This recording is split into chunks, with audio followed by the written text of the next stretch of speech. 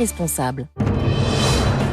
La matinale de Radio Classique avec David Abiker. Et Franz-Olivier Gisbert à 9h moins quart pour Esprit Libre. Franz, tous mes vœux. Bonjour David, bonne année, bonne santé. Je suis ravi de vous retrouver en 2026. Plein de On va bonheur. commencer peut-être par une révolution qui serait en cours en Iran.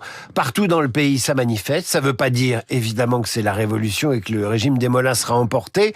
Est-ce que cette fois, tout de même, c'est la bonne séquence de contestation qui pourrait déboucher sur l'effondrement de ce régime? Eh ben oui, peut-être si l'on en juge par le nombre des manifestants. On n'a pas les moyens de le calculer, mais le chiffre doit être absolument énorme, parce que ça se passe partout dans le pays. Ça ressemble beaucoup d'ailleurs à ce qui s'était passé en Égypte en 2013, je ne sais pas si vous vous souvenez, quand le peuple égyptien s'était soulevé comme ça, comme un seul homme, de partout, jusque dans les villages, il y avait des manifestations. Vous vous souvenez, c'était contre le président Mohamed Morsi, élu depuis peu, qui avait décidé de donner des places partout aux frères musulmans, à tous les niveaux de l'État. Alors, les frères musulmans, vous savez ce que c'est, hein? Secte de suprémacistes arabo-musulmans. Bon. Alors, avec les mollahs, c'est une autre histoire, parce que les mollahs, ils sont au pouvoir, eux, depuis 55 ans. Ils ont quadrillé le pays, détourné ses richesses, ils se sont mis plein les poches.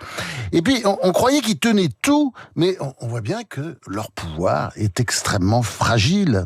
Et jusqu'à présent, si vous voulez, quand vous regardiez, parce que c'est pas la première révolution ou révolte qu'il y a en Iran, mais c'est vrai que ça n'avait pas pris cette ampleur. Alors, il y a beaucoup d'opposants iraniens, enfin, ceux qui sont partis, en tout cas, on voit très bien qu'ils pensent que cette fois-ci, c'est la bonne. Et puis il y a des tendances au sein du pouvoir iranien. C'est peut-être aussi pour ça qu'il est difficile à renverser, parce que entre les partisans du président de la République qui lui disent attention, faut pas tirer sur la foule, qui est considéré comme un modéré, et le leader religieux Khamenei, c'est pas du tout la même musique. Oui, mais enfin c'est quand même Khamenei qui tient dans le système iranien. Je suis désolé, c'est le gardien de la révolution qui est le patron, et c'est Khamenei d'ailleurs. C'est lui qui s'enrichit. Alors lui, il doit être largement milliardaire. Il n'a pas de problème pour se refaire s'il quitte l'Iran. Vous allez voir, il va se retrouver dans un beau paradis fiscal quelque part. Et il a de quoi tenir pendant quelques générations. Franz, vous estimez qu'il y a une faible mobilisation des intellectuels et des grandes consciences en faveur d'une éventuelle nouvelle révolution iranienne, d'une vraie révolution démocratique? Ah bah oui, ça c'est un phénomène d'ailleurs absolument fascinant. Regardez d'ailleurs un journal, par exemple la presse bien pensante. Regardez le journal Le Monde. Il a mis un temps fou pour se réveiller, pour constater qu'il y avait un problème. Ça le gênait. C'est pas un ratage journalistique. Ça relève plutôt du lapsus freudien, c'est-à-dire ça les gêne. Et on a le sentiment qu'avec ces avertissements, l'honneur de la gauche intellectuelle occidentale aujourd'hui, il est représenté par Donald Trump. C'est une plaisanterie, hein, bien entendu, pardonnez-moi, j'ai peut-être de mauvais goût. Mais pas que. Ce n'est pas qu'une plaisanterie, parce qu'on est frappé par l'inversion des valeurs de cette gauche radicale et de l'intelligentsia qui trouve rien à redire, par exemple, sur l'emprisonnement de Boualem Sansal et de Christophe Glaise par le pouvoir algérien, mais qui s'indigne, à l'instar de Mélenchon, au nom du droit international, de la capture de Maduro. Du président Maduro, a dit d'ailleurs Jean-Luc Mélenchon. Président de quoi ? Non mais apparemment il sait pas qu'il avait perdu l'élection présidentielle de 2024, il avait perdu et que il a décidé de rester au pouvoir, un peu comme Jean-François Copé, vous vous souvenez, il y a quelques années à la tête du parti gaulliste. Et voilà, il a perdu et il reste. Et tout ça au prix de torture, avec tout ce qui s'est passé, les escadrons de la mort, etc. Enfin, c'est quand même quelqu'un il est responsable de la mort d'au moins 10 000 personnes. Enfin, on voit très bien ce qui se passe dans les geôles. Aujourd'hui, on commence à... Et puis vous verrez dans les prochaines semaines, quand on va ouvrir quand on va aller dans les écuries d'Augias, on verra ce qu'était vraiment le système de du pouvoir au Venezuela. Est-ce que vous croyez le que système chaviste. Est-ce que vous croyez que ce qui émeut les Américains, c'est le déficit démocratique, pour utiliser une périphrase, qui sévit au Venezuela, ou c'est la sous-exploitation des ressources pétrolières? Parce que c'est une catastrophe. Ils sont passés de 3 millions de barils il y a 20 ans à 135 000 barils aujourd'hui par jour. C'est la preuve par 4 qu'il faut jamais mettre les communistes au pouvoir, parce que si vous leur donnez le Sahara, ils sont obligés d'acheter du sable, parce que ça marche pas dans leur système. Pourquoi? Alors eux, c'est vrai que c'est le communisme plus la corruption puissance 1000, parce que c'est un système totalement corrompu. On ne sait pas combien, on est en train de découvrir d'ailleurs que Maduro avait des comptes partout, en Suisse ou ailleurs. Je ne sais pas combien il y avait là-dessus, mais enfin j'imagine que c'est en milliards. Ce qui est surprenant. La personne la plus riche, enfin soi-disant officiellement, la plus riche au Venezuela, c'est Maria Gabriela Chavez, c'est-à-dire la fille de Chavez, qui était le fondateur de cette espèce de pouvoir lamentable, qui a ruiné le Venezuela. Et vous savez, je pense ce qui gêne le plus les Américains dans cette affaire, faut être vraiment lucide. Vous savez, il y a un problème pour beaucoup d'Américains, pour une majorité d'Américains aujourd'hui en France. Quand on regarde, c'est un peu comme en France, ils parlent tous d'immigration.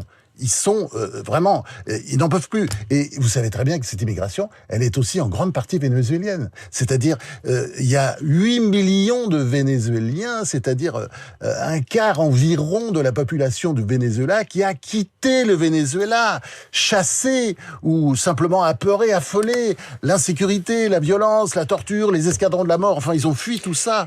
Est-ce qu'on va trouver de la drogue? Est-ce qu'on va trouver les preuves selon lesquelles Nicolas Maduro chapeautait, ou en tout cas ne faisait rien contre le trafic de drogue de son pays vers les États-Unis? Parce que la première accusation de Donald Trump, outre le déficit démocratique, c'était surtout une plateforme de circulation de la drogue.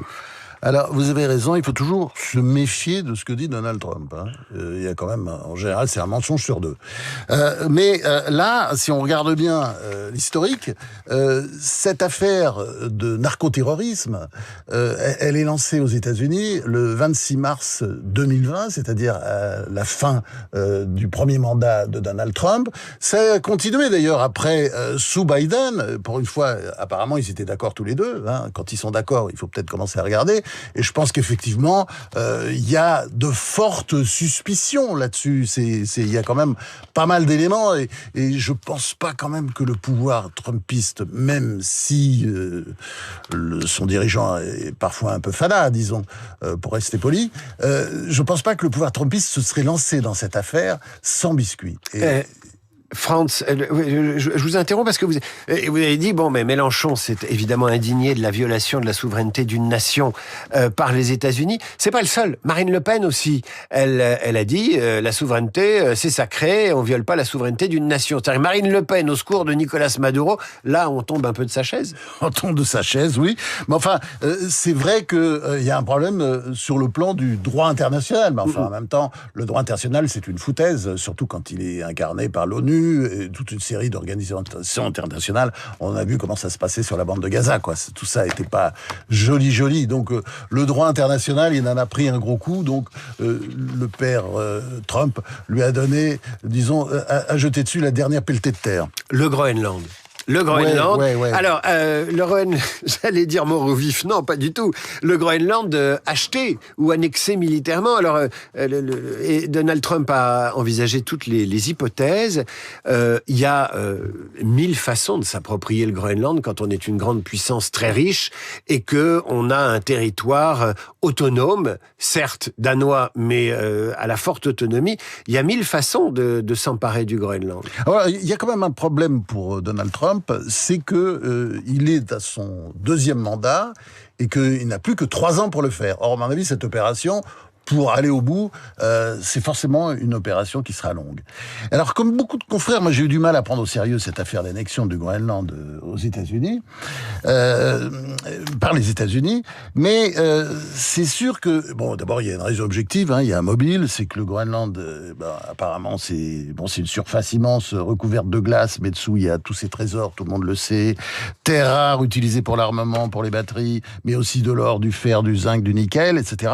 C'est un mobile île fort. Il y a aussi le fait que c'est une zone stratégique située en Amérique du Nord. Trump le rappelle, c'est-à-dire c'est sur le continent américain, le Groenland. C'est pas sur le continent européen comme on le croit souvent ici. Bon. Mais est-ce que ça peut marcher ? Faut bien voir que c'est une colonie du Danemark de 1721 à aujourd'hui, mais qu'il a acquis son autonomie en 1979 et qui se dirige en ce moment, lentement mais sûrement, vers l'indépendance. Il a déjà son propre drapeau, une langue officielle, et pour survivre, il a besoin d'argent pour survivre et se développer. Donc alors, ça s'achète. Le Danemark ne donne pas beaucoup. Le Danemark, il donne 500 millions. 500 millions par an, vous voyez. Bon, vous me direz, il n'y a pas beaucoup d'habitants, ils sont 56 000 à peu près. Mais c'est là que Trump propose plus d'argent au nom du vieux principe, tout s'achète. Et c'est vrai aussi que les États-Unis ont déjà acheté, vous savez quoi, la Louisiane, le Texas, la Californie, l'Utah, le Nevada, l'Arizona, l'Alaska. Donc effectivement, pourquoi pas le Groenland ? Franz-Olivier Gisbert sur Radio Classique. 3 ans, c'est un peu court pour faire cette opération, surtout qu'il y a des mid-terms, des élections, vous savez, à mi-mandat, qui s'annoncent pas forcément terribles pour Donald Trump en novembre prochain. Franz-Olivier Gisbert sur Radio Classique, c'est tous les jeudis. Avant de se quitter, un petit clin d'œil à nos amis danois et au plus grand compositeur danois contemporain, merveilleux. Carl Nielsen. On écoute la suite à Aladdin.